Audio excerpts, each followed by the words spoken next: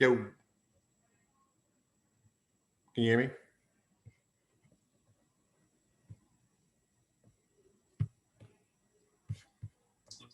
Can you hear me?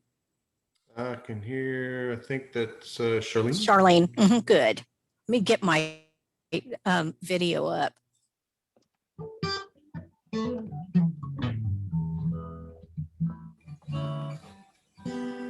There we go. Good deal.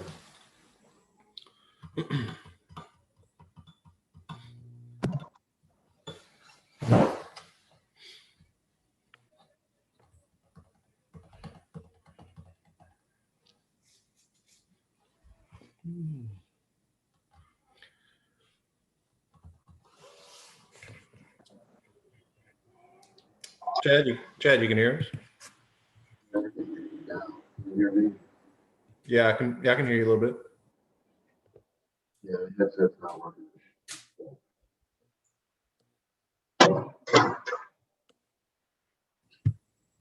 Didn't finish drawing.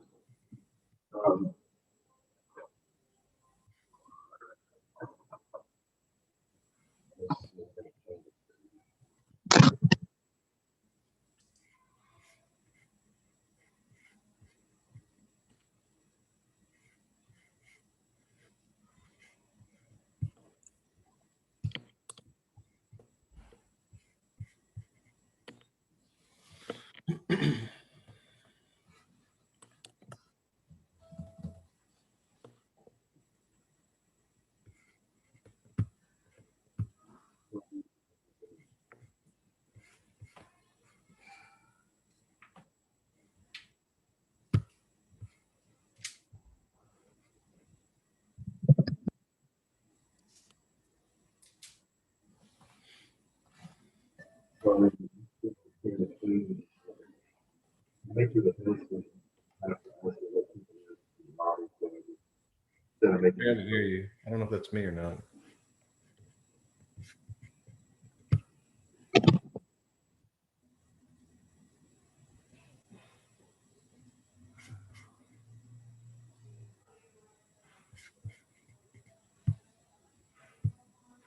Good morning.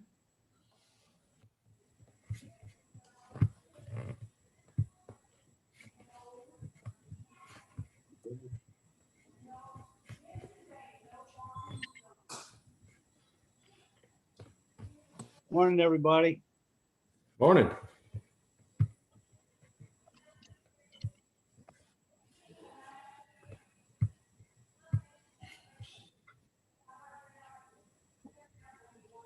Wade, Yes, sir. have you seen this book? Absolutely. Okay, I didn't care for it. He pulled a lot of his information out of DeVille's older work. Okay. So anyway, Well, you know, my 2 cents. I only flipped through a little bit of it. I feel like with all the books that are coming out, each one's a little hit and miss. You never know what you're going to get. You read the abstract and you hope there's something in there, but sometimes it's. But sometimes there's that little pearl, Yeah. You have to go hunting for it. That's right. That's right. That's right.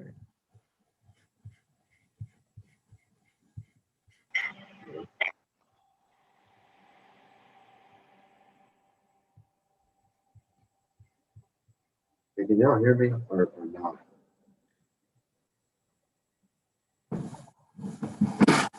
I can hear you. It's not very clear though. You sure the mic on your headset's actually on, or because it sounds like it's coming through your laptop or desktop? Well, switch it to the laptop.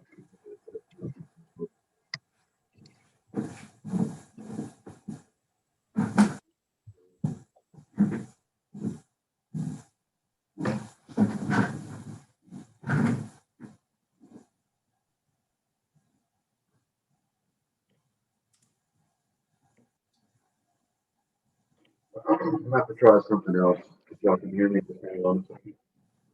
Hey, Josh, will entertain you while I'm making this audio problem. Okay, I can hear a garbled version of what you say. It's not very clear. I don't know if that helps or not. Ooh, that was a magic trick. Yeah.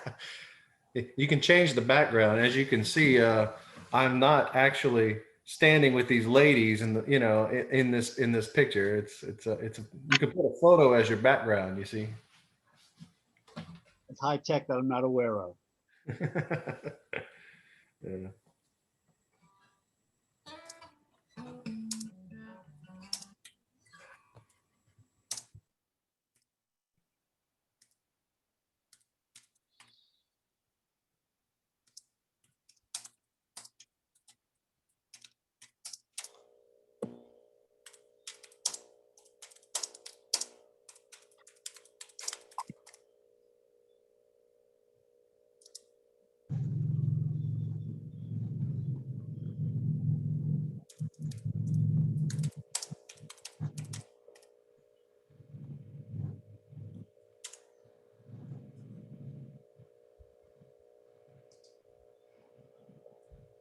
All right. Can everybody hear me now? Yes, I can. Yeah, that's better. All right. Sorry about that. Little technical difficulty. Now the camera looks blurry. It's like something is gonna break, apparently. It just doesn't like me. Mhm. Anyway, good morning. Welcome to the April meeting of the Canary Islanders Heritage Society of Louisiana. If you give me just a minute, I'll pull up my notes because you can see I'm totally out of sync this morning. All right, so at our last meeting in March, we normally wouldn't have had a meeting because normally we would be down in St. Bernard at the Fiesta. The Fiesta was postponed this year because of the pandemic. I have yet to receive any information as to when that might be rescheduled. I do believe it is going to happen this year at some point, but I don't know when. But as I get any updates on that, I will let you all know. What we did instead, so last month, is we had a presentation about the Fiesta. We showed some pictures from past Fiestas, and John Ed Downing put together a video that was very good that kind of talked about all things Fiesta, right? The food, the entertainment, the tradition of it, how it's been, happening for a long time, and what to expect when you do finally get to go and attend the Fiesta. This month, so we didn't have a board meeting today. We are going to have a board meeting next month. We have a few things to talk about as far as the future of meetings. As you know, the rules have changed recently with the pandemic. They are allowing more people to meet now in public, and the library has revised guidelines as far as to meetings that can take place in person. So I'm still working with the library to review those, and we're going to talk about that at our next board meeting to kind of discuss the timeline if and when we'll go back to meeting in person. If we do, we will continue to keep the Zoom meetings going, as we have had a lot of good participation on the Zoom calls, and people are able to join the meetings from anywhere, no matter where they're physically located, which is cool. So Wade Falcon, our vice president, is going to be running our next meeting in May. And so I think he said he might have to cut out early from this meeting. So I'll go ahead and let him speak for a few minutes now and talk about what we're going to do at our May meeting. Good morning, everybody. Hope y'all can hear me. Okay. So we're gonna have a meeting next month, the same time on Saturdays, the first Saturday of the month, and May 1st. yes, May 1st, and we're gonna present some. I'm gonna present some stuff that I was working on last year and the year before that got me really interested in some neat history of our Spanish families. It's not directly tied to the Isleños, but it is related to Spanish Louisiana. So, so for the most part, I like to think of myself more of a history buff than a genealogist. Genealogy is really important, and I love my family and everything connected to it. But I'm also fascinated with how they lived in Louisiana after they arrived. And so, one of the things is after the American Revolution was over, people didn't just go back to their lives. It was actually fairly contentious in the area, and there was a lot of inner fighting between the different international borders. You had Spain, you had England, and you had America, and they're all in France a little bit, and they were all fighting to figure out who's going to handle the affairs of the interior of Louisiana. And Spain had a lot of control. I'm going to actually show something called, I'm going to present something called the Spanish Conspiracy. And what it involves is that Spain and the United States weren't getting along right after the war, to the point that, believe it or not, Louisiana, controlled by the government in New Orleans and Havana, almost went to war with Kentucky. And there's a conspirator that's involved from Washington who gets in and he tries to break away the western part of the brand new United States and tries to align themselves with Spain. And he kind of wanted to be George Washington of the West. And it's a really, really neat story. It involves smuggling. It involves battles. It involves a lot of letters back and forth saying we're about to go to war. It involves people from Georgia grabbing ammunitions, heading out to the Mississippi, thinking they were going to be invaded by Kentuckians. It's just a really cool story, and I really want to tell the story. So yeah, we'll do that in May. So join us in May for the Spanish Conspiracy of 1793. And I'll introduce all the characters and tell a fascinating thing about we barely held it together after the war. You know what I'm saying? I mean, it almost erupted into another war. So we'll tell that story. Cool. Well, thanks, Wade. So yeah, that'll be happening at our next meeting in May, which will be the first Saturday of May, May 1st, same time, 11 a.m. So definitely check that out. Our meeting today is all about stuff, right? So we started talking a couple months ago about all the things that society has collected over the past 25 years since we've been in place. And we started talking about the need to start planning on how we can preserve these materials for future generations.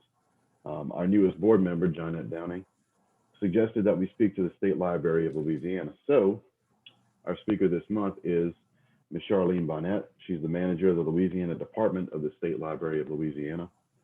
She's going to give us a presentation about the Louisiana Department and talk about its functions within the library, the various donations they receive, and kind of the best practice for how to go about donating stuff to them. She's also going to bring a special message from the state librarian, which will be nice. So I will turn it over to Charlene. Thank you. And I see it's green for me to share my screen. Let me do that. Let me move this over. I have two screens, and the one that it was sharing did not have to show the presentation. So let me do that real quick. Sure. Can you see it? No, Did you say yes? no. No, we can't see it. Okay. Give me just a second.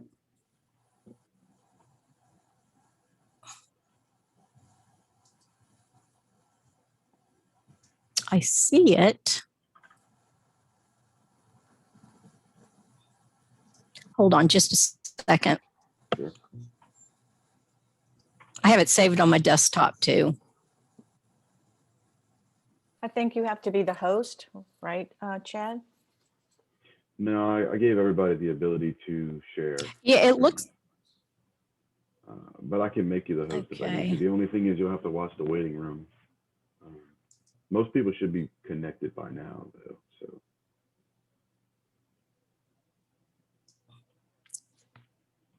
Just double check. Let me try it this way.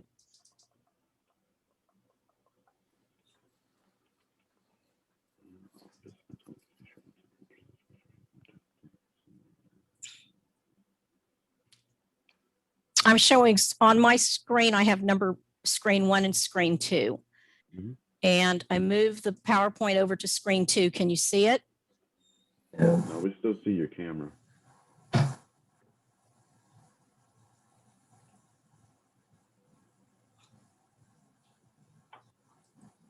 Well, how about if I choose share? There we go. We That see it might now. work. Now we got it. There we go. Yeah. That was my Yeah, that's fault. the ticket. Apologize for that. Oh, no problem, no problem. Let me move my mouse.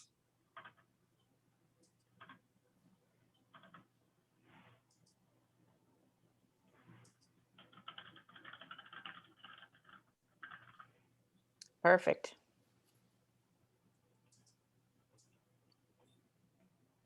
There we go. Good. So good morning, everyone. I'm so excited to be here with you today and having the possibility of acquiring your collections for the Louisiana Department at the State Library for the State Library is so awesome because we are in the middle of Spanish Town. And I'm just so happy to be here with you today. So I'd like to welcome you to the State Library of Louisiana Department presentation. This presentation will give information about what we do in the Louisiana Department, what we have, how we accept donated items, how we preserve them, and how we make them accessible to our patrons. I began work in the Louisiana Department in June of 1998, and I became manager in 2010. The State Library of Louisiana, as I said, is so excited about the prospect of housing the collections of the Canary Islanders Heritage Society of Louisiana. And now, if you will permit me, I would like to relay a message from Rebecca Hamilton. Rebecca says, I'd like to thank everyone for the opportunity for Charlene to say a few words on my behalf. I cannot be more pleased about adding the historic records of the Canary Islanders Heritage Society of Louisiana to the State Library's permanent collection.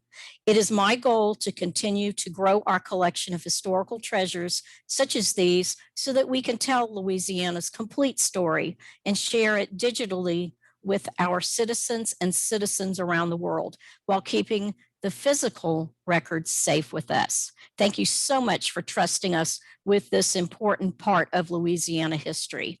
And I could not say it better. I'm ditto to everything that Rebecca said.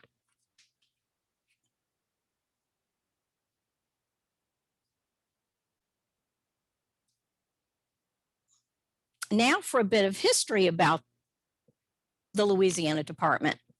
The Louisiana collection of the State Library became its own department in the 1940s, and Miss Harriet Callahan was the first manager.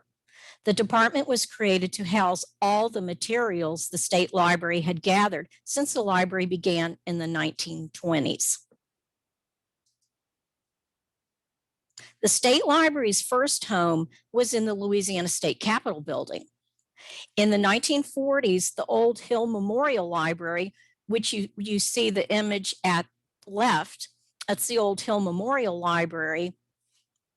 That's where the collection was until the new library was built in the 1950s. And that's over at the right. And you see the State Capitol building in the distance.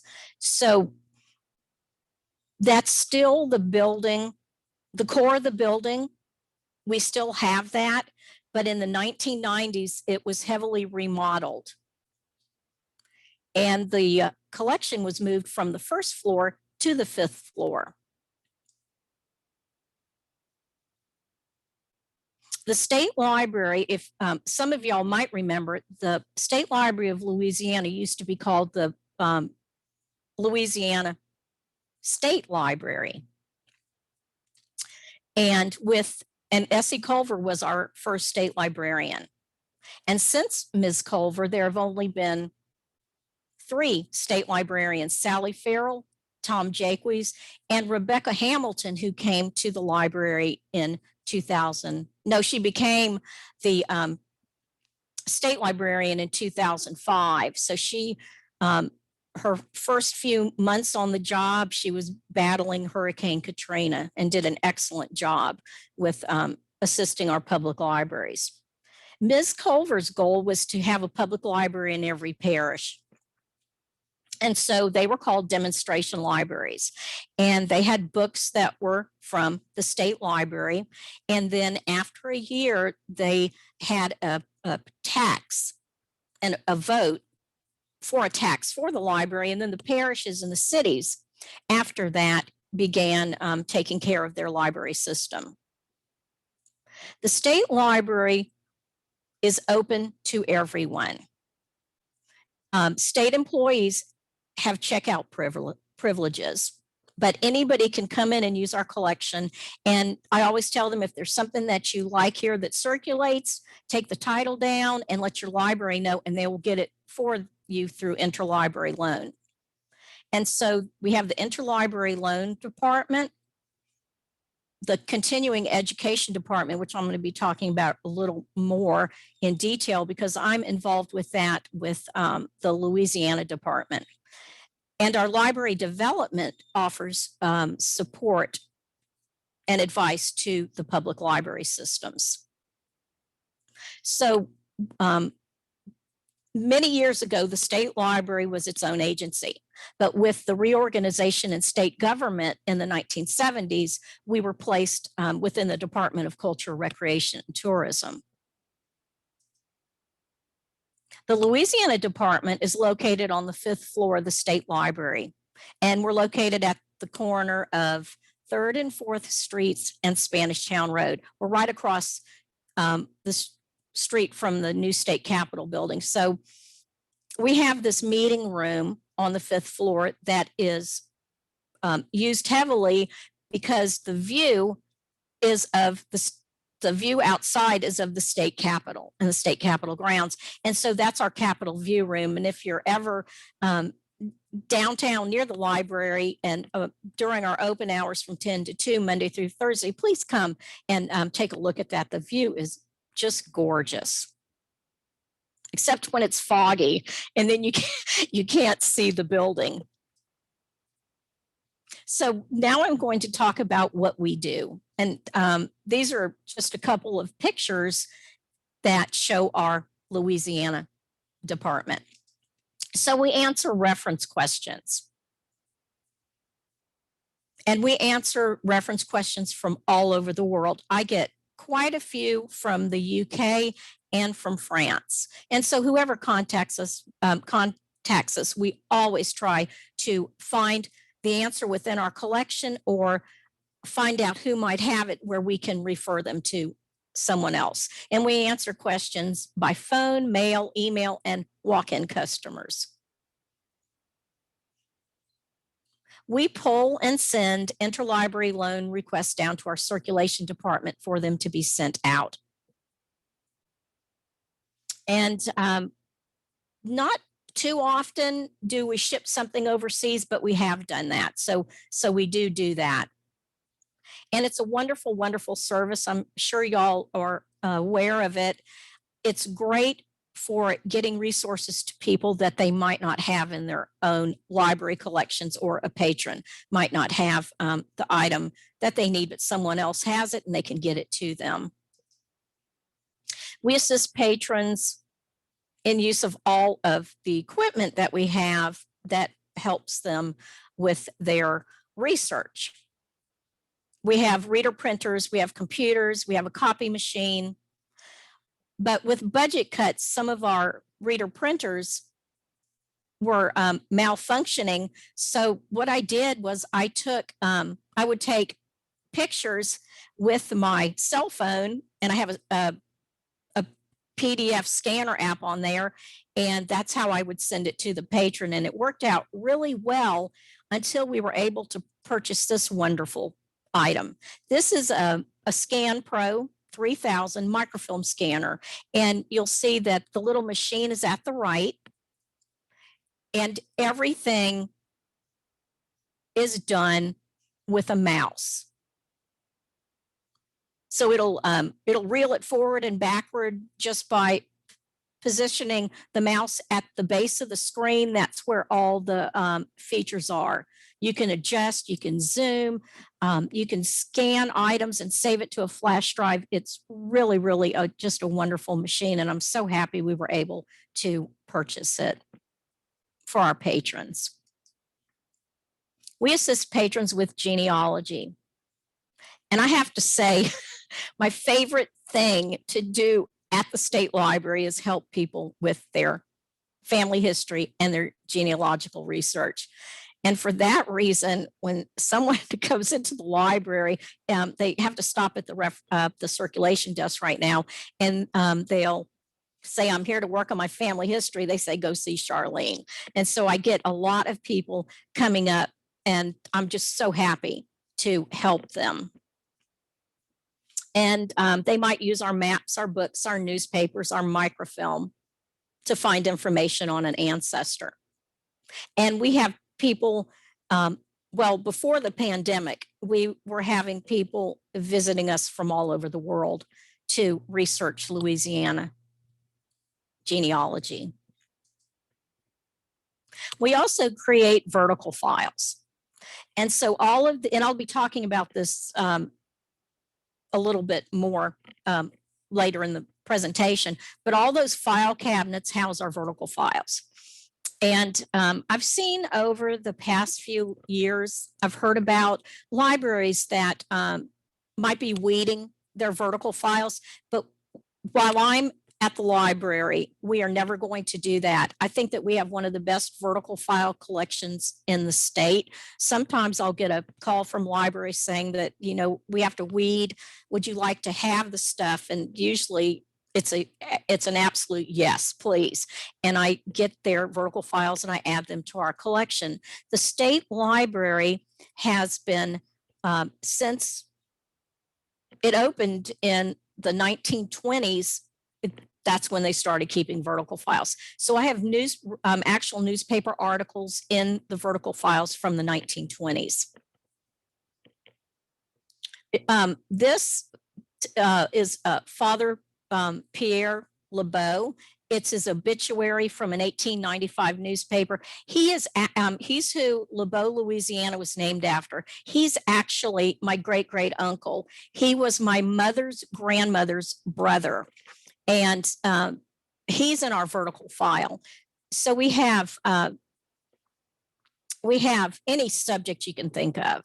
Lots on the state capitol, lots on the construction, the state capitol grounds, a lot on parishes, on towns, town names, just any subject you can think of Louisiana related. Spanish Town, Galvez, Baton Rouge, we have that. We have hundreds of thousands of items in this collection. And it's one of the things that I always go to when I'm get an email or a phone call from a patron that needs research. I write down a list of things that I always want to check so I don't forget anything. And vertical file is always at the top of the list. My staff and I create exhibits. We create exhibits in the lobby and on the 5th floor of the state library. And we've done exhibits for Black History Month. Books make great gifts during the holiday season. We do on gardening, cooking, travel, anything that we think might be of interest to patrons visiting the library. My staff and I do the author's wall for the Louisiana Book Festival. If y'all have ever seen that and visited for the festival, this year, hopefully the book festival will be held on Saturday, October 30th. The festival began in 2002, and only 3 times has it been canceled, right after Hurricane Katrina, and then one year due to budget cuts, and then in 2020 due to our pandemic. I do continuing education for public library staff. So I teach webinars for public library staff, and these are just a few on the screen. I teach one on, well, now 2 actually. I teach a basic genealogy and then a more advanced genealogy. I teach a preservation webinar, a Louisiana reference resources, which includes 4 webinars, finding people, finding places, information for students, and Louisiana statistics. And then we do an e-government that includes family services, Louisiana legal and special services. And it's all geared toward helping public libraries staff that work in reference, helping them find more, assist their patrons with Louisiana information if they're not familiar with doing that. And I guess I started teaching, doing continuing education in 2000. And when I started, there was, it was on site because the internet wasn't that popular yet. But now there's so much available on the internet that I'm able to do a genealogy. The basic genealogy is everything from the internet except a few resources. I also give presentations on genealogy, preservation, copyright, the Louisiana Digital Library, researching in the Louisiana collection of the State Library, digital preservation, which is a new one, and some others. I've done programs for the Louisiana Library Association, historical societies, records management groups, and writers groups. And it's always my pleasure to do those. We also accept donations of historical Louisiana items. It could be books, posters, postcards, pamphlets, letters, art, you name it. If it's Louisiana history, we are very interested in it. And I'll be showing you these images. This is what I call my preservation station. It's in the item in the middle. That's where it's in our back reference area, and it's where we work on donated items. We have preserved maps, books, newspapers, letters, posters, art, scrapbooks, slides, etc. One that I don't think I have a big slide for. In the underneath preservation, you see these, they're slides. The state photographer back in the 60s and 70s was Grady Smart. And after he passed away, his daughter contacted us and asked if we were interested in the photographs that her father had taken while he was state photographer. And I said, oh my gosh, yes. So along with that came about 40 binders full of slides. And what happened, it was PVC, the enclosures, the plastic enclosures were made of PVC, and it was deteriorating onto the slide. And so I had to remove all of those. So that was a big preservation project. And when PVC deteriorates, it turns into this liquidy substance that kind of looks like water, but it's not. And if you don't take care of it immediately, pretty much, it will take the emulsion off the slide. And so I only lost 2 slides out of that whole collection. And then one thing, right here down at the bottom, that is a scrapbook. But when they made the scrapbook, they, and all the newspapers acidic. So when they made the scrapbook, they clipped the articles and put them one on top of each other. And so I'm trying to figure out what I can do with that so that it doesn't deteriorate further. So now I'm going to talk to you about what we have. In the Louisiana collection, we have the Louisiana books, state documents, maps, photographs, newspapers, serials, vertical files, our Louisiana legal section, it's a tiny little section, and the archives. We have I'd like to say, I'm pretty sure we have hundreds of thousands of books in the collection. And we also have a ready reference shelf of books that we keep that we use all the time to answer reference questions. So we collect books by Louisiana authors and about Louisiana. We have a large Louisiana children's young adult collection too. And it's pretty much the only children's collection in the library. And after they started doing Lyric, the Louisiana Young Readers Choice Award, winning books were donated to the library. We started keeping those in the Louisiana department. So not all of those are Louisiana related or by Louisiana authors, but since that's where the children's collection was, it made sense to keep those there too. We have Louisiana state documents, and we never, what they call weed, a collection, because we're in archives and we're also a depository for state documents. So we would never get rid of anything that's in the library. So that's something that you should know, that any items that are donated, they will never leave our library. So we are a depository for Louisiana state documents.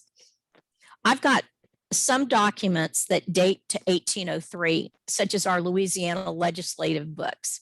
And we have the Department of Education annual reports from 1857. So we've got some really, really old documents in our collection. We have hundreds of maps in our collection.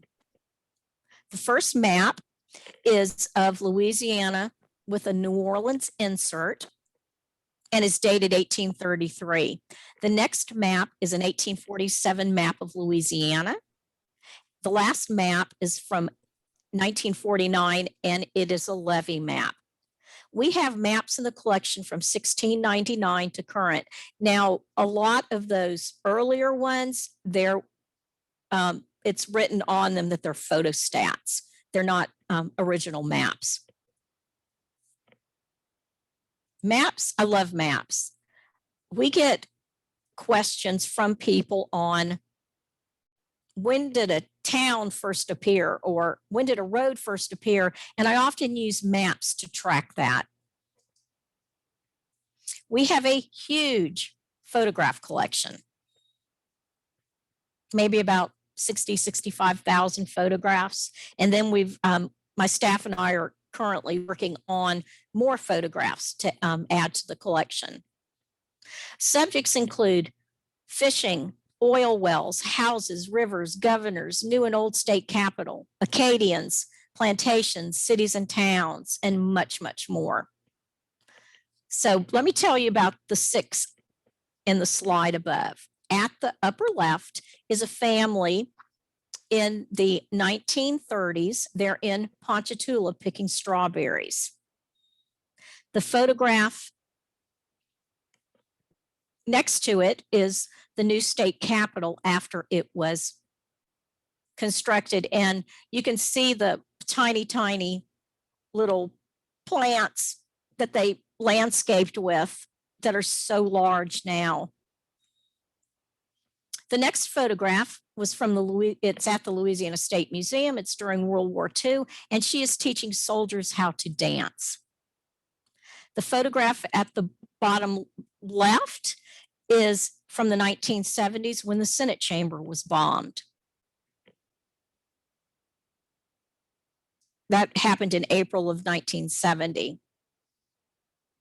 The image in the middle is Albania Plantation in the late 1960s. And then one of my favorites is this image of the old state capitol building. And you'll notice that the levees, it was around 1860, and you'll notice that the levees haven't been constructed yet.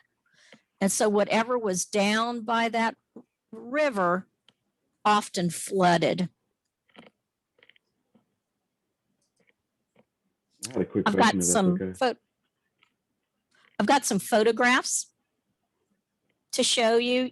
This is the construction of the Baton Rouge Expressway. It was taken January 24th, 1962. And you see the state capitol in the background, and you see where they've completed construction and all the open area there that they still need to construct.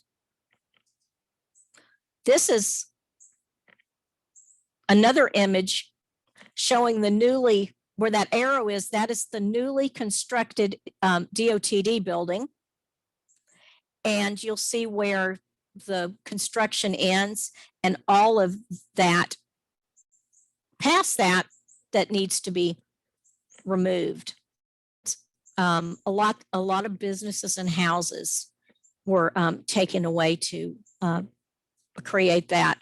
And I was giving a presentation about 3 years ago, I think, and I was talking about that. And one of the people after the presentation came up to talk to me about the house that his grandparents lived in that had been one that had been demolished for that construction. So I thought that was pretty sad. This is the old Mississippi River Bridge under construction. You see there's open places where they still need to finish that construction. I love these old photographs because you see what was there in the 1940s. So much of that has been built up now. This is a completed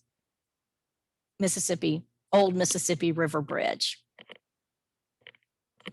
from the 1940s. This is downtown Baton Rouge showing Exxon Chemical from the 1950s and all the houses and buildings that were around there that are pretty much no longer there. This is the newly constructed new bridge, the new Mississippi River Bridge in the 1960s. One of the library's favorite photographs is what we call our Bayou Bookmobile service. So this is Bayou Delarge in the 1930s. Folks, the State Library Bookmobile would park at the edge of the bayou, and people in their pirogues would come to either return their library books or check out more. And it was a very unique aspect of the Louisiana Bookmobile system. So this is a 1947 Mardi Gras parade in New Orleans. You could see that they did not have any crowd control at that time. It's the Rex Parade. So we've got the floats, and then down toward the middle kind of the picture, you see the tuba players.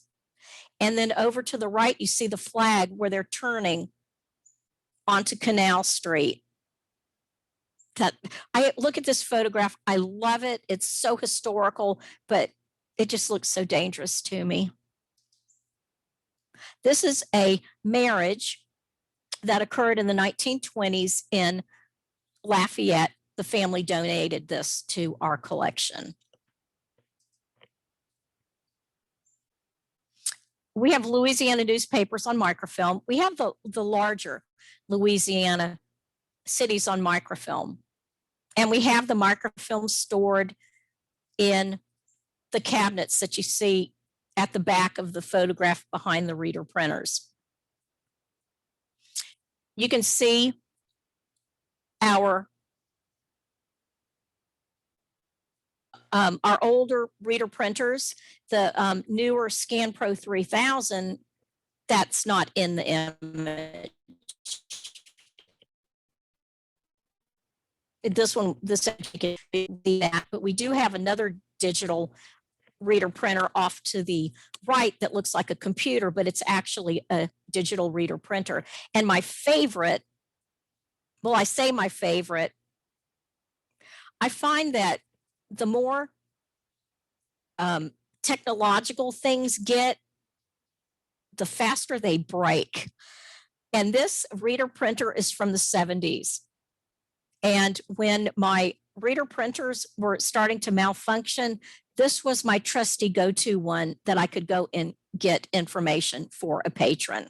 And it's from the 1970s, possibly the 1960s, but I think it's from the 1970s. We try to obtain as many Louisiana serials as we can. We have a reading area and popular Louisiana serials out for our patrons. All the others are shelved in the back reference area. And we try to have as many, try to get the first issue of the serial, and many that we have in the back, we do have them from the first issue. This is a scan of some of the types of items in the vertical files. So naturally, newspaper articles, but we might have anniversary and tourism brochures. All the items are filed by subject.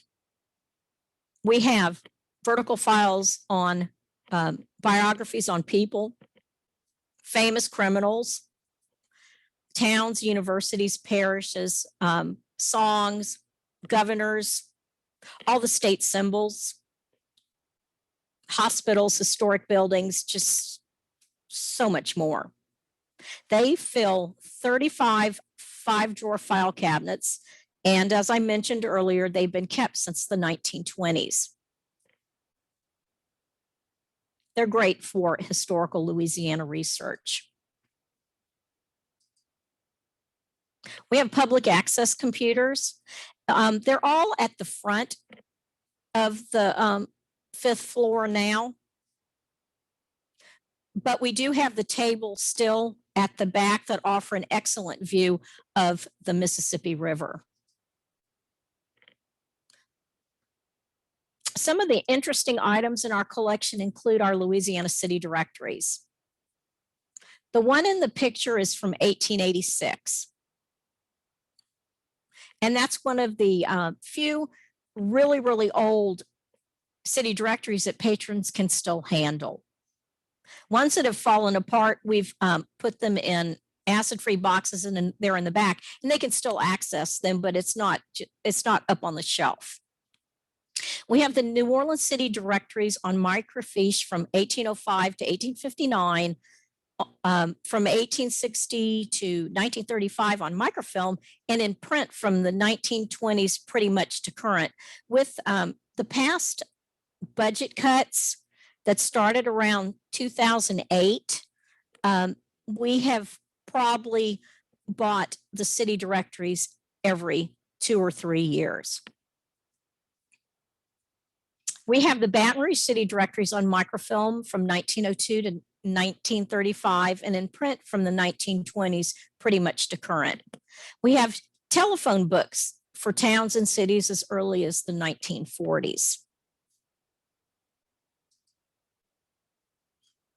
This is our legal section. It's 4 shelves and then a back shelf. On these, we have the House and Senate journals and calendars, acts of the legislature, revised statutes, the state constitution, and the resume. My favorite is the resume because we get a lot of questions. They might have an act number, but to get information from the House and Senate docket on the act, they need to know the House or Senate bill number. And the resume will do that. It will give acts numbers and their House and Senate bill number that corresponds to them and vice versa. So it's a really wonderful resource that we use a lot. Now let's talk about the archives. So our archives includes one-of-a-kind items. We have postcards, photographs, art, posters, maps, and old newspapers. People have sent me old theater programs, menus, political buttons. The next slide discusses our collection development policy, and then I will show you some neat items in our archives. Again, the image to the left is my preservation area where I have supplies to take care of the items in the archives. So with our Louisiana collection development policy, Items must fit with the collection development policy. Items must be relevant to Louisiana. We collect items by Louisiana authors and donors, as well as out of state, if the item is of interest to Louisiana. We may receive recommendations from libraries and patrons about particular items and collections, and then we get in contact with them.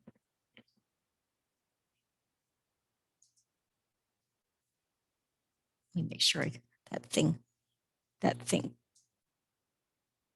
So now let me show you some donations that we have received in the past. This is one of my favorite. This is what we call our bullet hole book. During the Civil War and the occupation of Baton Rouge, a surgeon who owned the book was sitting outside his tent on the grounds of the old state capitol when the Union forces occupied it. His name was Dr. Charles Gray, and he was with the 11th New York Volunteers. Someone seated nearby asked him a question, and he propped the book against his chest to answer the question. And at that exact moment, a Confederate sniper shot, and you can see the front and back cover. Well, you can see in the middle image, the bullet went completely through the book and was caught. It went through the front and was caught and did not go through the back cover, which was against his heart. And so it absolutely saved his life. And so forever after, he said that the love of reading saved his life. And the book is in French, and the title translates to The Students of Paris. And it was published around 1839, 1840.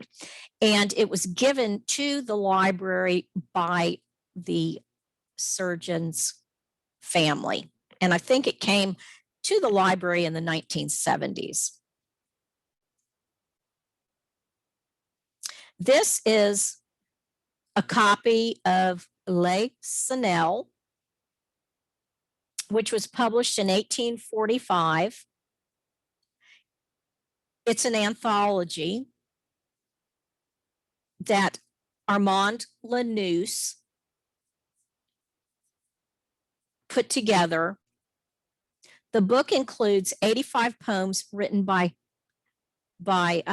17 Black Louisianians. It is extremely rare, and copies are very hard to come by.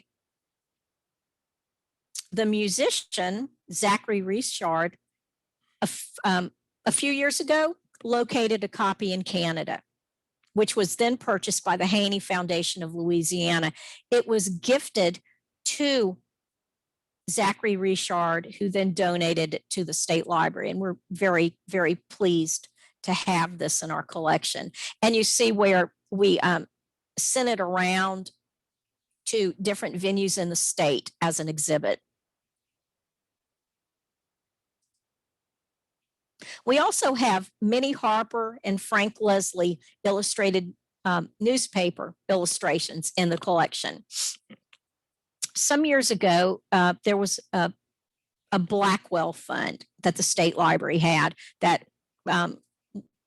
it went away during budget cuts, but we had that, and the state library would purchase lots of old newspaper articles, old maps for the collection, and that's where the majority of our illustrated newspapers and maps came from, was that Blackwell fund that we had during that time. So this is a burning of the old state capitol during the Civil War.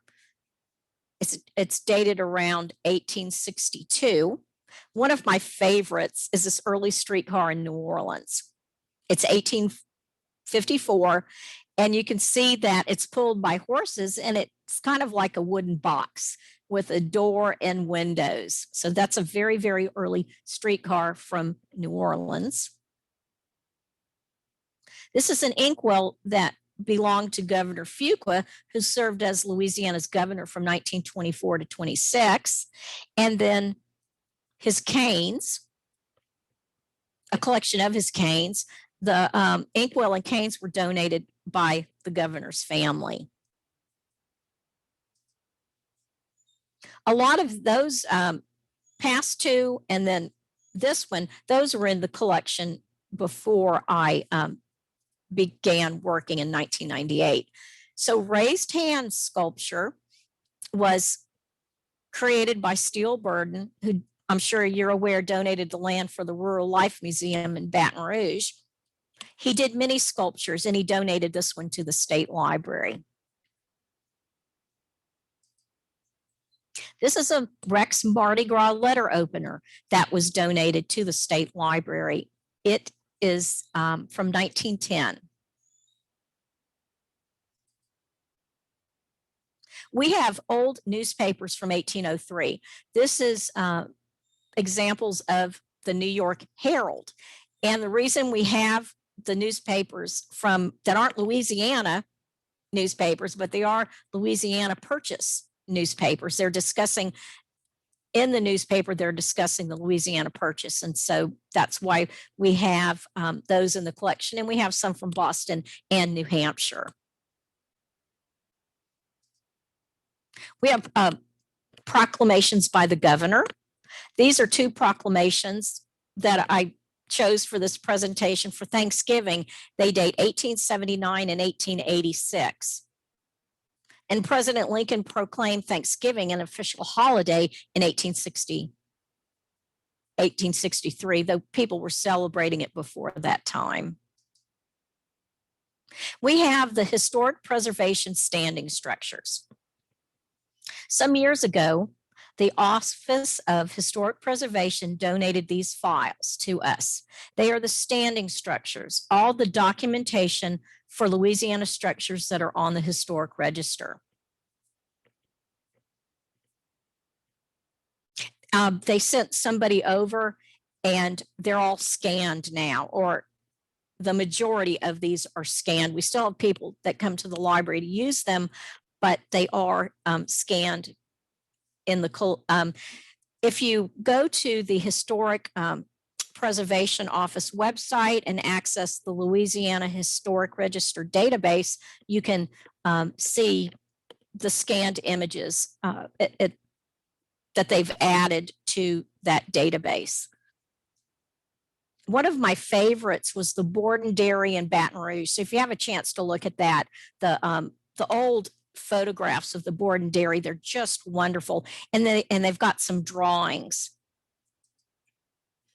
I'm going to grab a little drink. The Canary Islanders Heritage Society of Louisiana collection. And I borrowed your logo for the slide. Rebecca and I are so thrilled at the prospect of housing your organizational and member records. And the following are a few of the items that Johnette Downing has sent for the collection, and we appreciate it so much. So I just took a picture of some of the items that she sent to us. In accepting donations of Canary Islanders Heritage Society items, please choose items you wish to donate. Please make a list of the items and as much identifying information as you can, and be sure to note who owns the rights to the item. Here are some more items that Johnette has sent. The upper left is an image from the Islinos Fiesta. Next to it is a map of Spanish Town circa 1876.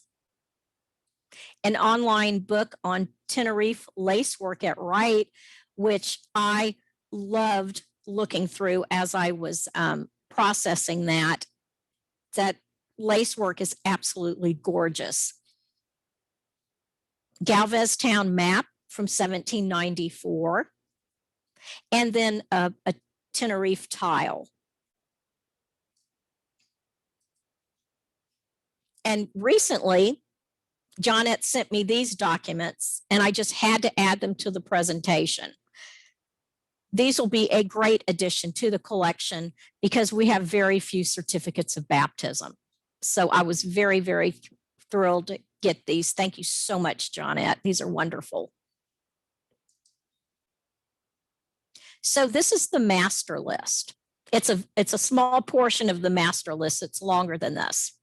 Eventually, this list will be linked to the Canary Islanders Heritage Society of Louisiana collection record in our catalog, where patrons can click on the link and see what is in the collection and search the list. Headings include type of item, description, title, date, the donor, the item type and size if it's digital, the language, the quantity, any notes, additional information, any value if y'all are aware of value, and who owns the rights.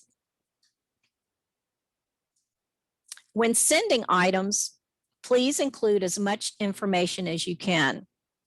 We won't be able to digitize items that we don't own the rights to. Anything before 1926 is in the public domain and okay to digitize. If you own the rights to an item, we would need you to sign a form that we can digitize the item. Copyright is so involved. For example, in our photograph collection, just because we have a photograph in the collection doesn't mean we own the rights to it. We own the rights to it if we took it or the owner relinquished the rights to us. So my rule of thumb in digitization is anything before 1926, you can never go wrong with. My technical services department created this record for me for this presentation. And we will eventually have a record in our catalog that looks like this and links to the master list that I just showed you. We will have title, publisher, notes, a local note, subjects, and added authors. The local note will state to see the Louisiana Department Reference Librarians for access to the collection. And you'll note we've got a few items. Collection may include books, paper documents, genealogy, maps, 3D items, etc. We have that etc. because when I have everything on site, we'll be able to add more information to that record. What the State Library of Louisiana will do with your donated items. The State Library of Louisiana will have on file the master list, all donation agreements, and rights permission papers. The State Library will create a catalog record for the collection and link to the Excel spreadsheet master list. There will be a note on the catalog record to see the Louisiana Department for access. Our catalog department will catalog, security strip, and barcode books and pamphlets.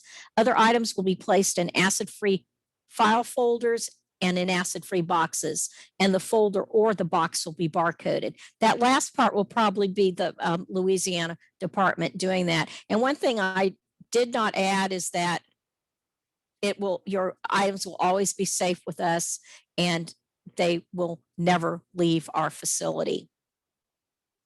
Unless there's in the future, y'all want us to do an exhibit and at another location.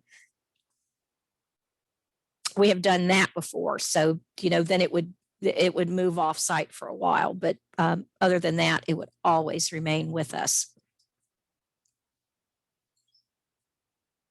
So again, the image in the middle is my preservation station. So my staff and I have preserved maps, books, newspapers, letters, posters, art, scrapbooks, etc. And these are some of the items in the collection that needed preservation. So let's look at a few of them. Most every library, archives, historical society, etc., has items needing preservation. Over time, the way that we preserve items has changed. Lamination was super popular in the 1930s to the 1980s.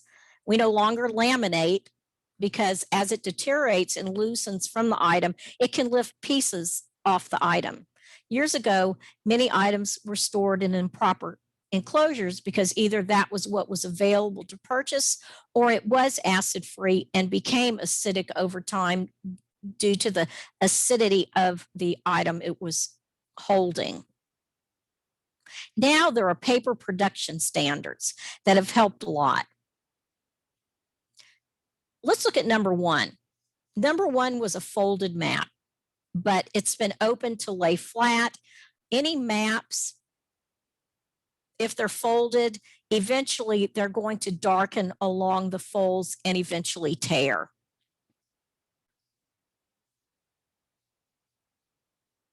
The second item is from the early 1900s. It's an agricultural booklet, tiny, tiny agricultural booklet.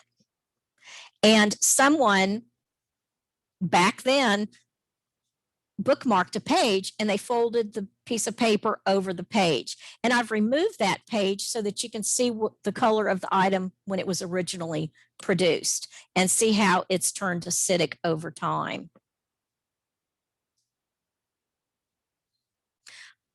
Number three is damage to the back of a very old map. They tried to do a repair with cellophane tape. The cellophane lifted off the surface and left the sticky yellow residue. The fourth item, it looks like it has a paper clip and staple on it, but actually that's rust from the paper clip and staple after they were removed. So I try not to use staples and paper clips at all, but if we do need to, we use brass or stainless steel, and those don't rust. Number five is a file folder. You can tell it's highly acidic by the browning of the tab, but someone also had rubber bands around it. So rubber band residue left on the item. So we will never use rubber bands on your items. This is a tax booklet from 2011 that I think I found it in 2013. This is just an example of what fluorescent light can do to an item that's exposed to it.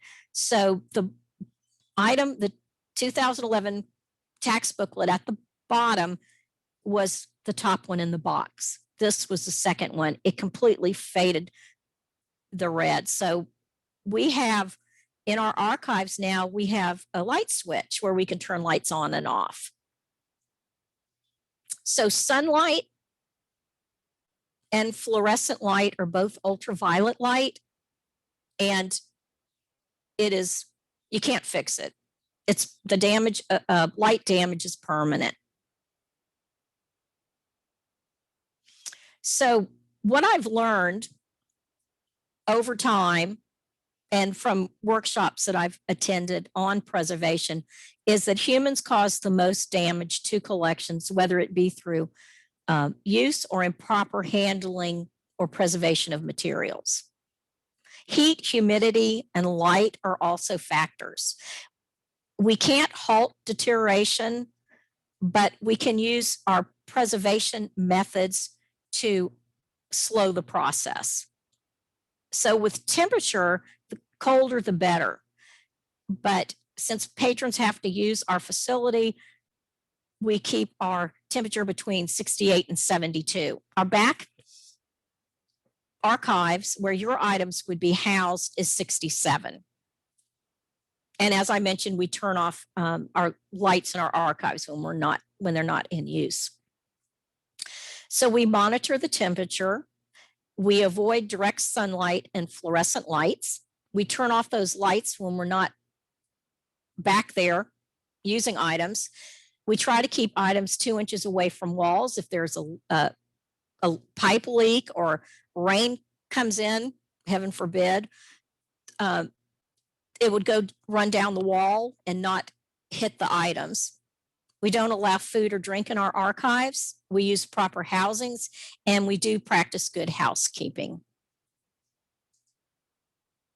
These are examples of some preservation supplies that we use.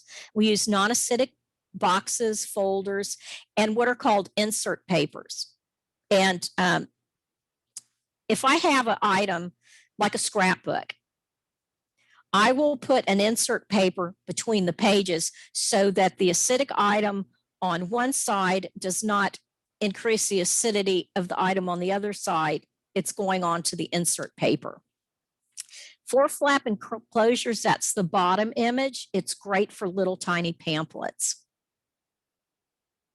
Text sheets, that's the bottom image. They come in large sizes. And I have used those for my map enclosures. And that's just something that I came up with myself. But in the 18 years since I've been using those, the maps are just still in perfect condition. Stainless steel paper clips and staples. We use cotton string and something called a pH pen that I'm going to show you. So this book has a detached cover, and the cotton string, until we can get the right size box for it, cotton string is great to keep the book together. The pH testing pen, you're never supposed to use the pH testing pen on your item. It's to test the acidity or the acid freeness of your enclosures. So the pen has a yellow tip, but if an item is acid free, it'll turn purple. If it stays yellow, you know that the enclosure is acidic.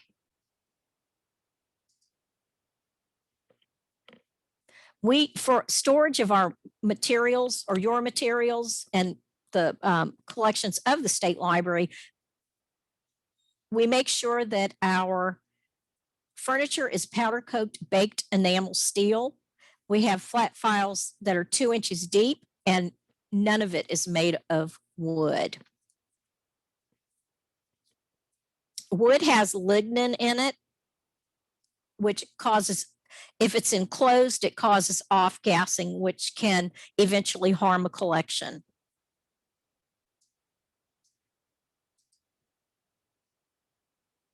So just as an example of chemical and physical deterioration, this New York Herald newspaper from 1803, it looks like it just came off the printing press. It's in such good condition, and it's because it was cotton rag. The item below is from 1929. It's a State Times article. And it was done with the acidic paper production process, using trees, which has lignin, and you can see it's just so highly acidic. By the mid 1800s, cotton rags were becoming scarcer, and a new, cheaper, more plentiful substance was needed to produce paper. And they used trees. And trees have lignin, which is a substance that is found in all plant matter, and it causes paper to darken over time, and it is highly acidic. But back then, they really didn't care that much that it didn't last that long, because most newspapers and pamphlets, they were meant to be read and thrown away. But for libraries and archives that wanted to keep them, it was going to create an issue later on. Now we have standards for paper production. For example, if you have a piece of copy paper and you test it with that pH pen, I'm pretty sure it's going to be purple, that it's acid free. Make sure I had, yes, okay. So with our photographs and negatives, you can use individual enclosures of polyester, polypropylene, or polyethylene. These are inert plastics, and they will not cause, well, I say will not, they should not cause deterioration to the item over time. And we use the polypropylene. I'm able to purchase those in bulk 100 per package. And when we were processing 60,000 photographs, it was very helpful having a lot. And it's more economical. We use non-acidic labels, and we store the photographs depending on their size in acid-free boxes and folders. So with scrapbooks, I always like, if I have to remove items from a scrapbook, 9 times out of 10, that's what I have to do, because the scrapbook is highly acidic. I will scan the scrapbook before removing the item. That way I will have a picture of what the original looked like. We use a non-acidic oversized box. We lay it flat on the shelf. We try not to stack anything on top of it. And we group loose items by type and size. And we put them in boxes and folders and inert plastic. And these are some examples of scrapbooks. The image at the bottom right, that's PVC plastic. So I think those would probably peel right off of that. But we use acid-free photo corners, and then insert papers to insert between a scrapbook if we can't. If some of the photographs are loose, that's great, but we won't pull photographs from a scrapbook because there's a risk of tearing it. So we would use the insert papers to receive the acidity rather than the item next to it. Many people ask us what they can do to support the state library. We have 2 supporting foundations that accept donations on our behalf, and we utilize those funds throughout the year for specific projects. The first one is the Mrs. W. Caruth Jones Foundation for the Blind and Physically Handicapped. And the second one is the Louisiana Library and Book Festival Foundation. The Louisiana Library and Book Festival Foundation supports the book festival and our regular yearly programs like Poetry Month and Black History Month. And the Jones Foundation supports staff training and materials for our talking books and Braille library. Now I'm happy to answer any questions you may have for me, and also here's my contact information. And I will hand it back over to you now, Chad. Thanks. I did have a couple of questions for you. Sure. Let me, Let's see. I think I need to stop sharing. Here's my Let's see, I can tell you. final screen, but I can, happy to answer any questions. If you think of them later, you can email me, phone me. There One we of my go. questions There we was, go. yeah, thanks. So one of my questions was, how much or what elements of the collection are accessible online? With our collection, we have the Louisiana Digital Library, which is our photographs are accessible online. And wait, and within the Louisiana Digital Library, we have what's called the WPA papers. The Federal Writers Project that Lyle Saxon was in charge of. I think Essie Culver helped him with that back in the 40s. And when the project ended, those got donated to the library. There's still a lot that have not been scanned, but there's quite a few that are in the WPA collection in it's called the WPA collection in the Louisiana Digital Library. Okay, thanks. And I think you answered this question already, but if in the future we had an event and we wanted to display some of the materials that we had donated, would we be able to do that? Absolutely. Okay. Cool. We're taking them and protecting them. And how do we get For materials you. to you? do we drop them off? Do they get mailed to you, or what's the Well, best way to send them? John Ed had mentioned maybe at one of your meetings at the library, you could schedule a time, people could bring the items that they wanted to donate. We would bring a couple of our state library vans and we could pick them up that way. That would work great. If not, however, if they would want to bring them to us or us go get them, just, we can work that out. We're open for anything that's most convenient for y'all to do. And is there things we can't donate? What's kind of the limit? Because we have some, I know we have some clothing and we have some plaques. I mean, can things like that be donated as well? Plaques can. Now, clothing, we don't have the super large textile boxes. We would need to get those. Okay. So I'm not Okay. saying no. Right. Understand. Yeah. Well, that's great. Thank you so much. Did anybody else have any questions for Charlene? You might need to unmute if you do. I see there's a question in here from Randy Aliman. It's in the text. It's in the Oh. text area, Oh, the yeah. chat area.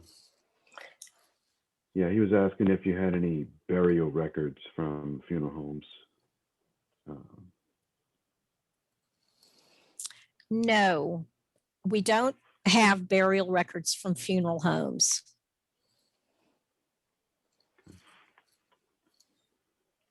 In our archives. Now, that's not to say that the Louisiana State Archives might not have some. Right. And you might have death notices from the paper. Yes, obituaries in the paper. And we have the, which is so great, we have access to the newspaper, the Newsbank newspaper database, where it's so easy now to search the Advocate and the Times-Picayune.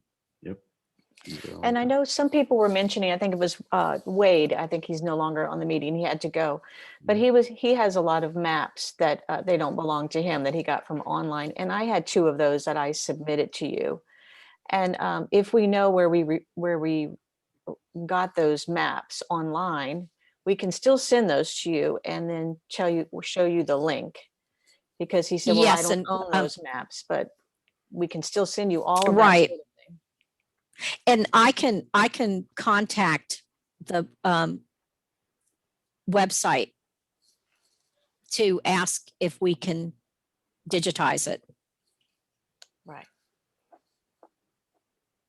I was Because I said- interested in knowing whether or not the webinars that you were talking about are available to us. We don't do those for the public.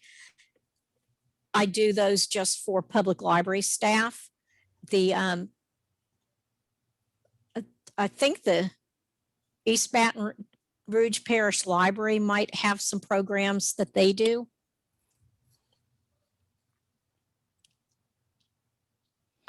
Which doesn't help if you're not in East Baton Rouge Parish.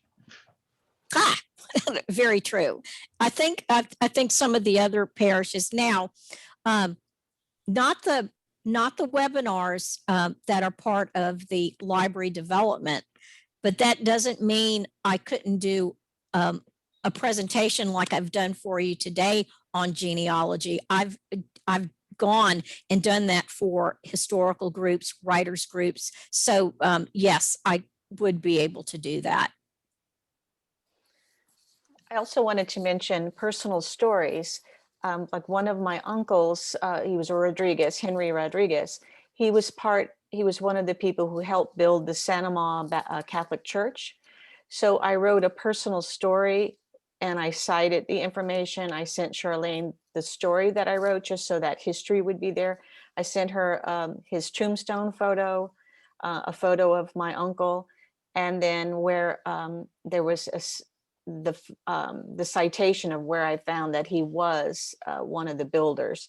So it's that sort of thing too. That's part of all of us. We all have our family stories that we know that we might want to preserve, but maybe it's not written somewhere. So it's a way to honor your ancestors and to have these personal stories part of the archive. Yes, that would be wonderful. Is are the contents of the vertical files available on the internet, on your website? No. Or the index to the we're- vertical files, I meant to say. Oh, the index. We have an index that we created a few years ago that it's not available, but if you needed it, I could send you the Excel document. Thank you. I'd be happy to do that.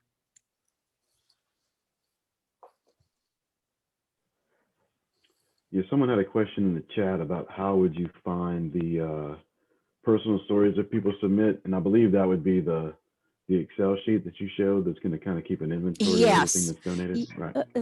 Right. It'll be linked to the catalog record. There'll be a link where they can click on that, and then they can it would be searchable. Great. Did anyone else have any questions for Charlene?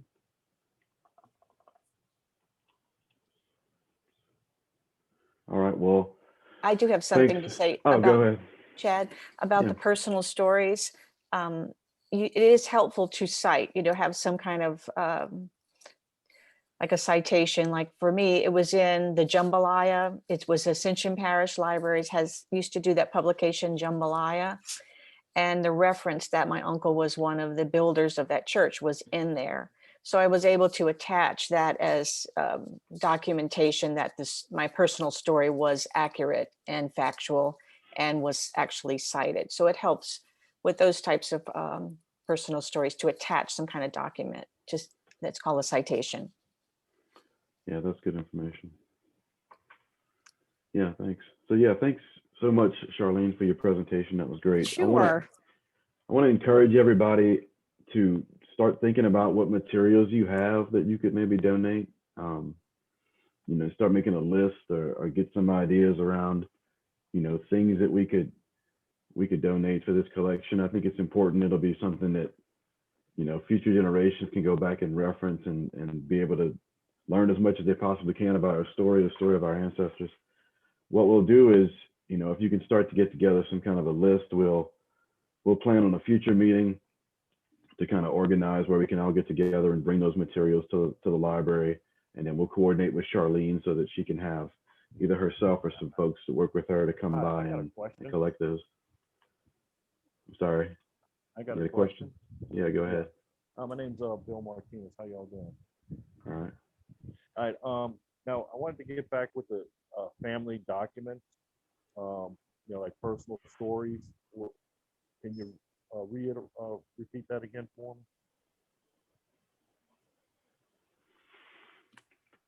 I think he's asking about the personal stories. I think he's asking Johnette to repeat what she said about her personal stories. Well, how do we, what I'm asking is how do we, if we have documentation, what route do I go through to submit them? Okay. Charlene, you want to take that one? Sure. We were going to schedule a time where all of us could meet, where y'all could give the items to us if you have it written down. If it's digital, you could email it to me. Okay. All right. Thank you. And it helps when you're emailing, if you email that to Charlene, it helps to, get, like she said before, give your name, and if they're in a photographs, list all the people in the photograph, do as much homework so that she doesn't have to go search for all this stuff. And, it's your family, the information. So make sure you give her everything that you can think of, it really helps. And it helps all of us because you may be related to, Chad, you know, and, you know, Right. whoever, or you may be related to me. So, Mhm. and also I wanted to say current information too, because Wade said, you know, with the Galvez Town and Valenzuela people, we don't have a lot of old information. Yeah, my, that's. But my current family photos and originated current from information helps. Point. I'm sorry, Bill, I Yeah. couldn't hear you. I've said my, some of my family, settled in that area. Great. When Galvez Town and, Venezuela were, established. Great. Your volume is real low, but I heard you that time. All right. Sorry about that. Well, thank you for the information. Appreciate it. Sure, yeah, thanks. I just want to ask one thing, Charlene. Both my wife's high school in New Orleans and my high school in New Orleans no longer exist. For example, St. Aloysius was from 1869 and 1969, and she went to St. Stephen's, which no longer exists. And I know, like St. Joseph Academy and Redemptorist High School, none of those exist. Does the Louisiana collection have or any plans to kind of get that history from wherever it may be right now? Like Brother Martin, of Well, course, is the successor to St. Aloysius. we have some historical information on those in our collections. With the schools, there is something called the Louisiana School Directory that one of them we have is from the 1930s. And then the ones earlier ones, not too long ago, I was finding them in the early annual reports that we have for the Department of Education. We have those annual reports from 1857, and it's interesting with the annual reports because one year they'll have something and the next year they won't have it in there. So it's kind of scattered what we have. But when you said that about the high schools, that would be one thing that I would use. But we also have in our vertical file collection, we have a lot on different articles that have been written. So we do have that historical information. We don't have yearbooks. We only have yearbooks for the state-run schools like LSU and all the Southern University. We have those pretty much back to current, but not, not the Catholic schools. We would run out of room if we had all those. Did that answer your question?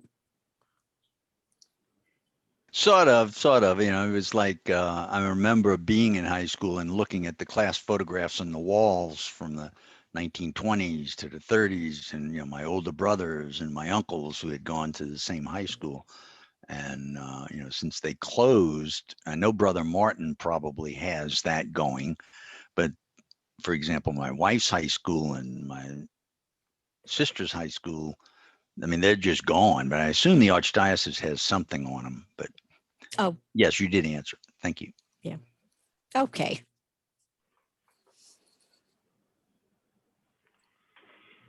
Hey, I have a couple of questions. This is Sean Van Horn in Illinois. I'm sorry, I had to drop my daughters off at gymnastics. So, we've been doing this. You've been joining me for my trip.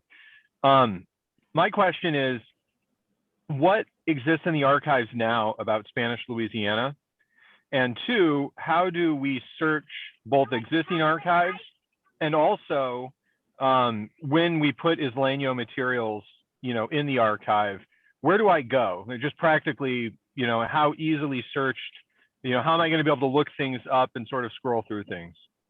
Okay, so you might have missed it, but we're going to have a catalog record in our library's catalog for the collection, and there will be a link to the master list finding aid that I will eventually have created that will have every single item that's donated, and it's an Excel spreadsheet and it'll be searchable.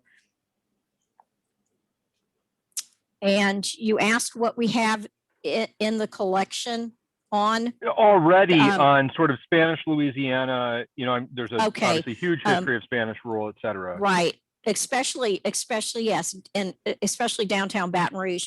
We've got a large collection of books already in the collection, because when Johnette was sending me some documents, I was checking our catalog so she wouldn't have to reproduce efforts if we already had the book in the collection. So we do have quite a few of those, and we have newspaper articles in our vertical files. And then I'm expecting awesome things that will be donated, that will be added to the collection. Great, thanks. You're welcome. And then I don't know if you saw my contact information. I can put that, I'll put that in chat. And you're welcome to email me if you think of something else that you'd like to ask. And I know many people in our group have a lot of information on military records during that time. So that something like that is very helpful.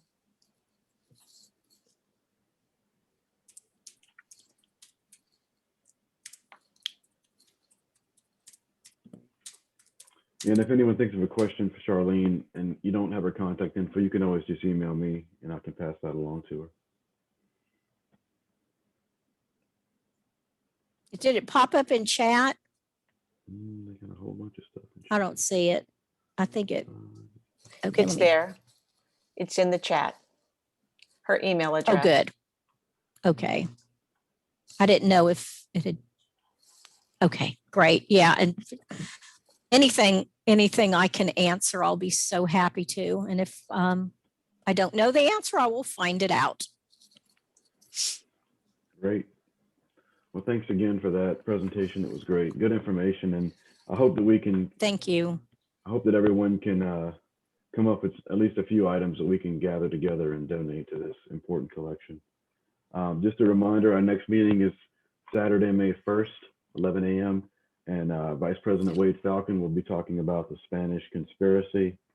It's a really interesting historical story about, it involves Louisiana, Kentucky, a possible war. So it sounds like it will definitely be an interesting presentation to watch. I think we have a few new people maybe on the meeting. So if you aren't already a member of the society, I encourage you to join. Dues are only $15 a year. You can go to www.canaryislanders.org to join. And I look forward to seeing you all at our next meeting. Thanks again. Thank you so much for having me. Thank you. Thank you. Good stuff. Thank you. Thank you. That was great. Thanks. Hope to come visit someday. Oh, Bye, please everybody. do.